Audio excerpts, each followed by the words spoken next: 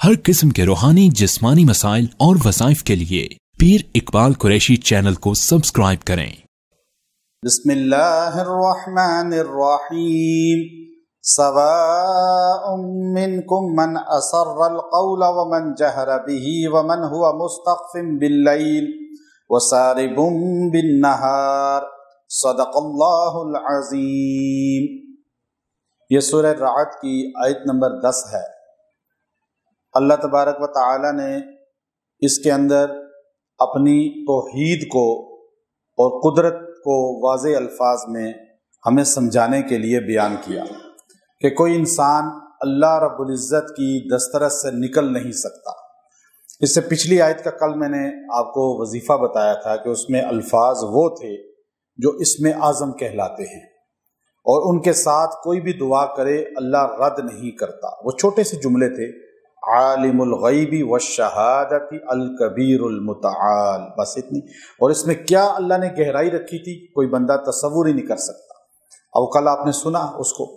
अब यहाँ आप देखिए कि यहाँ अल्लाह रब्बुल इज़्ज़त ने किस चीज़ को वाज़े किया।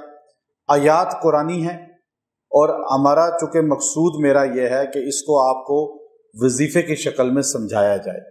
आज दुनिया के अंदर किसी भी मर्द या औरत को जब आप वजीफ़े की शक्ल में कोई बात बताते हैं तो वो उसके दिल में उतर जाती है। जैसे बच्चों को कहानी की शक्ल में कोई चीज़ बताई जाए तो वो दिल में उतर जाती है, क्योंकि उनके मकसद की चीज़ होती है ना। तो अब पुराने बुजुर्ग हमारे जो होते थे, बूढ़ियाँ औरतें, वो बच्चों को कहानियाँ सुनाती थी और वो सबक आज तक हम जवान होके बूढ़ा होके भी याद है वो कहानी। और आज चूँकि वो चीज़ें ख़त्म होगी, अब कार्टून और ये जो है ना नए नए ड्रामे आ गए, इसलिए बच्चों के दिमाग भी वीक हो गए। अब सब ना दीन का शगफ रहा, ना उनको पता है कि हमारे नबी की ज़िंदगी क्या है, सहाबा की ज़िंदगी क्या है। तो ये वज़ाइफ की शक्ल में अगर आप किसी को बात बताएं तो लोगों को एकदम अजबर हो जाती है। अब यहाँ अल्लाह रब्बुल इज़्ज़त ने जो बात कही है वो बड़ी ख़ास बात है। अकीदा, दुनिया में सबसे बेहतरीन चीज़ जो है वो अकीदा है। कायनात में सबसे बेहतरीन चीज़, अल्लाह के जितने अंबिया आए हैं उन्होंने सिर्फ अकीदे पे मेहनत की है। हमारे नबी मोहम्मद अरबी सल्लल्लाहु ताला अलैहि वसल्लम 13 साल कोई इबादत नहीं, ना नमाज, ना रोज़ा, ना ज़कात, ना हज, कोई और इबादत नहीं, जिहाद भी नहीं। सिर्फ क्या है, अकीदा, कि इनके अकीदे की इस्लाह हो जाए, पहले ये इनका अल्लाह पे यकीन पुख्ता हो जाए, दर दर से इनकी उम्मीदें, इनकी जबीन झुकना खत्म हो जाए, एक अल्लाह पे यकीन पुख्ता हो जाए। मुसलमान का जब अकीदा मजबूत होता है ना तो दुनिया की कोई ताकत इसको नुकसान नहीं दे सकती। सहाबा आए, हयातुस सहाबा के अंदर हज़रत मौलाना यूसुफ कांदिलवी नव्वरल्लाहु मरक़दहू ने वाक़या पूरा लिखा है कि सहाबा आए, या रसूलल्लाह हम सहरा में जाते हैं तो सहरा के शायद जिन से हम पनाह मांगते हैं, तो आप हमें बताएं कि अब हम, पहले तो हमारे बाप दादा ने सबक पढ़ाया था कि जब आप वीराने में जाएं, सहरा में जाएं, तो आप कहें ऐ जिनों के बादशाह तू हमारी हिफाजत करना, तू हमारी हिफाजत करना। तो हमें महसूस होता था कि कोई हवा हमारे गिर्द चल रही है और हमारी हिफाजत हो रही है। तो या रसूल अल्लाह आप बताएं, अब हमने कलमा आपका पढ़ा है और आपने हमें बतलाया है अल्लाह के अलावा किसी पर यकीन रखना शिर्क है। असल ये यकीन है मुसलमान का। अब देखें ना, सोने की अंगूठी पहनी हुई है और सोना जेब में है। अब सोने पर यकीन के ये सोना जो है ये मेरी मुश्किलें हल करेगा, मैं बेचूंगा तो कोई चीज खरीदूंगा, यकीन बिखर गया, यही शिर्क है। उसका बुत बना लें या उसको अंगूठी की शक्ल में पहन ले, यकीन तो उस पर आ गया ना। उस बुत के आगे झुकें या उस अंगूठी को अपना हाजित रवा समझें। ज़हब, सोने को अरबी में ज़हब कहते हैं। ज़हब का मानी क्या है? निकल जाना, चला जाना। सोना उस वक्त तक फायदा नहीं देता जब तक, गोल्ड उस वक्त तक फायदा नहीं देता जब तक वो हाथ से चला ना जाए, बिक ना जाए। ऐसा ही है। तो इसलिए याद रखें यकीन पुख्ता। अब हम क्या करें या रसूलल्लाह? तो आपने फरमाया जब तुम सहरा में जाओ तो जिनों के बादशाह से नहीं बल्कि कायनात के रब से पनाह मांगो। अब ये आयत नाजिल होती है, ये तरीका समझाया जा रहा है। अल्लाह ने कहा सवाउम मिनकुम, सवाउम मिनकुम, तुम्हारे लिए बराबर है, तुम जो मर्जी करो, تم جو کرنا چاہتے ہو کرو، برابر ہے ہر چیز. کیا تم چھپ جاؤ، ظاہر ہو جاؤ، آہستہ بولو، تیز بولو، روشنی ہو، اندھیرا ہو، ہمارے لیے سب کچھ. ابھی لائٹ جل رہی ہے، ہم ایک دوسرے کو دیکھ رہے ہیں. لائٹ بند ہو جائے ہم ایک دوسرے کو دیکھ نہیں پائیں گے. ہم محتاج ہیں، بشر محتاج ہے، مخلوق محتاج ہے. مخلوق نہیں دیکھ سکتی اگر روشنی نہ ہو. ٹھیک ہے، وہ کرامت ہوتی ہے، معجزہ ہوتا ہے کچھ دیکھ لیا جائے، لیکن وہ اللہ کی طرف سے عطا کردہ ہوتا ہے. لیکن کوئی آہستہ بولے، تیز بولے، مخلوق نہیں سن سکتی. کائنات میں ایک چیز مجھے بتائیں، پٹھان پشتوں میں بولتا ہے، پنجابی پنجابی میں بولتا ہے، سندھی سندھی میں بولتا ہے، بلوچ بلوچی میں بولتا ہے، انگریز انگلش میں بولتا ہے، فرینچ زبان میں بولتا ہے، فرانسیسی، چائنیز زبان میں بولتا ہے، عرب عربی میں بولتا ہے، افریقی میں بولتا ہے، رشین روسی زبان میں بولتا ہے، ملائشین زبان میں بولتا ہے، انڈونیشی وہ اپنی زبان میں بولتا ہے. کائنات کی اتنی زبانیں، کیا کوئی اللہ کے علاوہ ہے جو ساری زبانیں جانتا ہو؟ آپ بتائیں مجھے. پھر ساروں کے کون سنتا ہے؟ اللہ کے علاوہ کوئی سن سکتا ہے؟ یہ کہنا جی فلاں حاجت روا ہے اللہ کے علاوہ، تو یہ دھوکہ ہے یا نہیں؟ آپ پہلے بتائیں، کیا کوئی کائنات میں اللہ کے علاوہ ساری زبانیں جانتا ہے؟ تو پھر ہم اس کے آگے کیوں نہ جھکیں، اس سے کیوں نہ مانگیں جو سب کی سنتا ہے. پٹھان نے کیا مانگی ابھی نماز میں، دعا کی نماز کے بعد پشتوں میں. پنجابی نے اپنی زبان میں، دعا تو بندہ اپنے خاندانی زبان میں کرتا ہے نا، تو سنتا ایک وقت. اچھا پھر کیا اللہ کے علاوہ کوئی ہے جو ایٹ اے ٹائم سب کی سن لے؟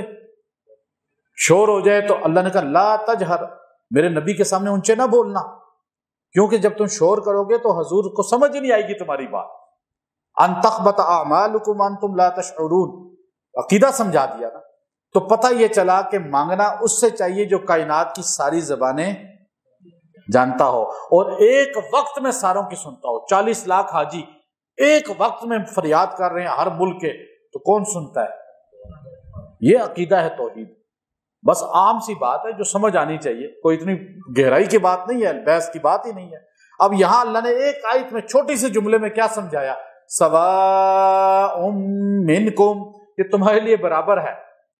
من اسر القول، کہ تم آہستہ سے بولو، سرگوشی کرو، یا دل کے اندر بولو کہ تمہارے علاوہ کوئی آواز ہی کسی کو نہ جائے. سوچو، تم سوچ رہے ہو، اب کسی کو نہیں پتا اب آپ کے دلوں میں کیا سوچ آ رہی ہے، ساتھ والے کو نہیں پتا، لیکن کون جانتا ہے؟ اللہ کہہ رہا ہے سواء منکم من اسر القول، تم آہستہ سے بولتے ہو، خاموشی سے. بعض کا بندہ استاد کے سامنے بھی، کسی اور جگہ پہ جج کے سامنے، تھانے دار کے سامنے، جب وہ اس کے خلاف فیصلہ کرتا ہے تو دل میں بڑبڑاتا ہے نا، کچھ اسے گالیاں بھی دیتا ہو شاید، تو وہ نہیں سن پاتا. لیکن یہ کون سنتا ہے اس کا ہڑبڑانا؟ اللہ نے کہا میں سنتا ہوں. اچھا سواء منکم، اچھا ومن جہر بہ، تم چیخ کے بولو یا آہستہ بولو، آواز کون سنتا ہے؟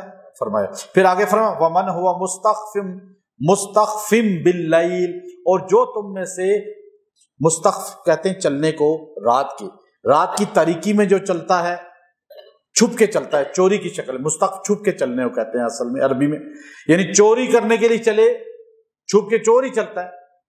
یا بندہ کسی بندے کو نہ بتاتا ہو، آرام آرام سے چلے، آہٹ ہی نہ پیدا ہو. فرمایا مستخف باللیل وسارب بالنہار، یا سارب کہتے ہیں تیز تیز چلنا، دکھا کے چلنا، روشنی میں چلنا. دن کی روشنی میں چلو یا رات کی تاریکی میں چلو، چھپ کے چلو یا ظاہر چلو، یہ ساری چیزیں کون جانتا ہے؟ کہ تم اللہ سے نہیں چھپ سکتے.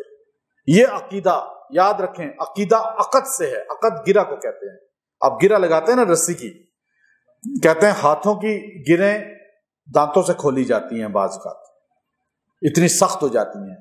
عقد، فلاں کا فلاں سے عقد ہو گیا، شادی کے کارڈ میں لکھا ہوتا ہے.